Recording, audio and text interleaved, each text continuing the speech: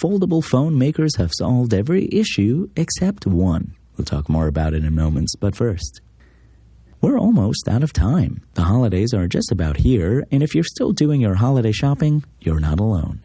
Between wrapping things up at work before some well-deserved time off and making sure you have everything you need to host family and friends, it can be hard to find the time to go shop for some gifts. And if you're going to physical stores right now, you're probably being met with half-empty shelves. But the internet remains an option. Even this late in the game, you still have time to buy holiday gifts online. USPS, UPS, and FedEx have laid out their holiday shipping deadlines for 2025.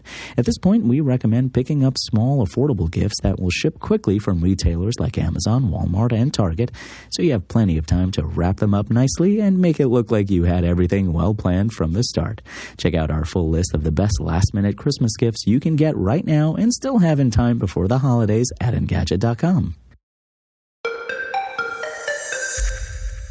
It might be hard to believe, but foldable phones have already been around for better part of a decade. Granted, the first one I saw back in 2019, which actually predates Samsung's Galaxy Fold, was a cobbled-together mess. But since then, phone makers have been steadily iterating and tweaking their designs. And this year, manufacturers have finally addressed all the major issues about foldable phones, except one: price. Let's go back to the OG Fold. Even though it was chunky and heavy, had a tiny exterior display, and suffered from a hinge that let too much detritus inside, which is probably how The Verge's review unit got wrecked, it still showed so much promise. It was a true multitasker, a phone that could turn into a small tablet at a moment's notice. What's not to like? From there, Samsung upgraded its foldables with water resistance and S Pen support on the Z Fold 3, followed by eliminating the gap between the two halves of a closed Z Fold 5. And as competition grew from OnePlus and Google, not to mention all the Chinese rivals like Oppo, Xiaomi, and others, we saw design and software improvement across the category. In 2025, two phones in particular brought major upgrades to foldables as a whole. Even though its shape didn't change much from its predecessor, Google managed to get the Pixel 10 Pro Fold and IP68 rating for dust and water resistance, finally putting protection for both dirt and liquid in the same foldable for the first time. Now, for all the folks out there with regular phones, that might not sound like a big deal, but on devices with complicated hinges where you really don't want random garbage getting inside, that's a massive relief and a big improvement to the handset's general usability. Meanwhile, with the Galaxy Z Fold 7, Samsung achieved what may be an even bigger accomplishment by creating a foldable phone that was essentially the same size and weight as a traditional glass brick handset, with a massive 8-inch interior display no less. In fact, if you compare the Z Fold 7 to Samsung's other flagship, the S25 Ultra, the Fold is actually a touch lighter, 7.58 ounces versus 7.69 ounces, and practically just as thin, 8.9 millimeters versus 8.2 millimeters.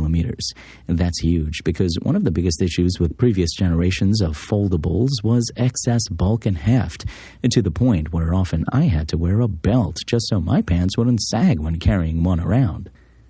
Unfortunately, there isn't a phone maker that has put both of these advancements into a single gadget just yet, but this is still a big deal, and based on how things are trending, I'm sure that won't be the case for long. What about the crease, you say? Yes, even the latest and greatest foldables still have a small depression that runs down the screen where the phone bends in half. Let me be clear, that's not really an issue. Sure, it would be nice if it weren't there, but getting mad about the crease is kind of like being annoyed at a convertible car that has some extra panel gaps because it has a retractable roof. Not only is the crease basically invisible when you are looking at it head-on, which is the vast majority of the time, in reality, people don't touch the dead center of their phone's display all that often, especially on a screen the size of a small tablet. Really, the one thing the makers of big foldables haven't figured out is how to make them affordable. OnePlus sort of came close in 2023 with the Open, which cost $1,500 after rebates that included trading in literally any phone, even broken ones. In fact, things are actually kind of going backwards. The launch price of the Z Fold 7, $2,000, is $200 more than what the Z Fold 5 debuted at just a couple of years ago. Even with high prices, I've started seeing more and more foldable phones in the wild than ever before, and the data backs up my sentiment. Sales of the Galaxy Z Fold 7 are up 50% compared to the previous generation, while global foldable phone sales reached a new high in Q3 of this year.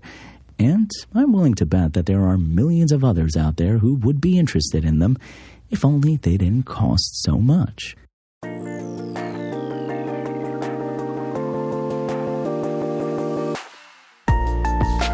Thanks for listening to the show. Make sure to rate, review, and subscribe on Apple Podcasts. Today's show featured journalism by Engadget contributor Sam Rutherford and was produced by Spoken Layer. I'm Imran Sheikh, and as always, we'll talk more tomorrow.